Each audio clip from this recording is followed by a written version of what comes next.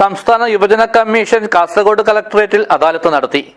Collectorate conference ഹാളിൽ commission chairperson M ഷാജറിന്റെ അധ്യക്ഷതയിലാണ് അദാലത്ത് നടന്നത്. This news sponsored by Bobby Chemmanur international jewellers. പഠനവും ജോലിയും വാഗ്ദാനം ചെയ്ത് യുവാക്കളെ വിദേശ രാജ്യങ്ങളിലേക്ക് കൊണ്ടുപോകുന്ന ഏജൻസികളുടെ വിശ്വാസ്യതയുടെ കാര്യത്തിൽ യുവാക്കളും മാതാപിതാക്കളും ജാഗ്രത കാണിക്കണമെന്നും ഏജൻസികളുമായി പണമിടപാട് നടത്തുമ്പോൾ ബാങ്ക് അക്കൗണ്ടുകൾ വഴി തന്നെ നടത്തി രേഖയുണ്ടാക്കിയെടുക്കണമെന്നും സംസ്ഥാന യുവജന കമ്മീഷൻ ചെയർപേഴ്സൺ എം ഷാജർ പറഞ്ഞു. സംസ്ഥാന യുവജന കമ്മീഷന്റെ കാസർഗോഡ് ജില്ലാ അദാലത്തിന് ശേഷം സംസാരിക്കുകയായിരുന്നു അദ്ദേഹം.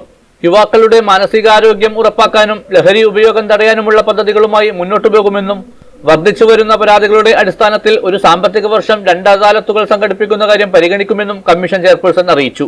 ഇപ്പോൾ ഒരു സാമ്പത്തിക തട്ടിപ്പ് എന്നുള്ള നിലയിലാണ് ഒരു സ്ഥാപനത്തിന്റെ കേസ് നമുക്ക് മുമ്പിൽ വന്നിട്ടുള്ളത്. അത് ജപ്പാനിൽ പോകാം എന്ന നിലയിൽ പ്രചരണം നടത്തി ഒരു സ്ഥാപനം യുവജനങ്ങളുടെ കയ്യിൽ നിന്നും പണം വാങ്ങിച്ചെടുത്തു.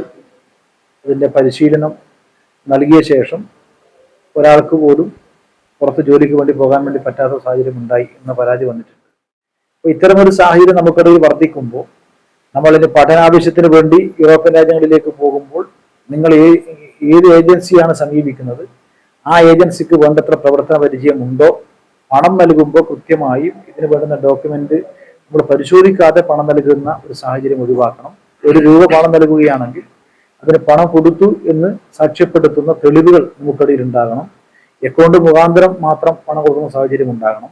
ആരിക്കാടി ഷിറിയാക്കടവിൽ കരാറടിസ്ഥാനത്തിൽ ജോലി ചെയ്യുന്നവരെ പിരിച്ചുവിട്ടതുമായി ബന്ധപ്പെട്ട പരാതിയിൽ ചർച്ച ചെയ്ത് പ്രശ്നം പരിഹരിക്കാൻ പഞ്ചായത്ത് സമിതിക്ക് നിർദ്ദേശം നൽകി.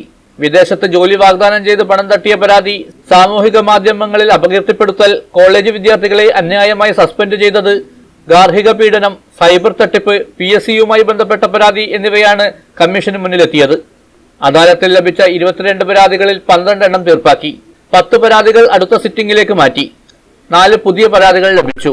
കളക്ടറേറ്റ് മിനി കോൺഫറൻസ് ഹാളിൽ നടന്ന സംസ്ഥാന യുവജന കമ്മീഷൻ അദാലത്തിൽ കമ്മീഷൻ അംഗങ്ങളായ PC Shaiju, PP Randeep, administrative officer K Jayakumar, assistant P അഭിഷേകി എന്നിവർ പങ്കെടുത്തു. News bureau, Kasaragod.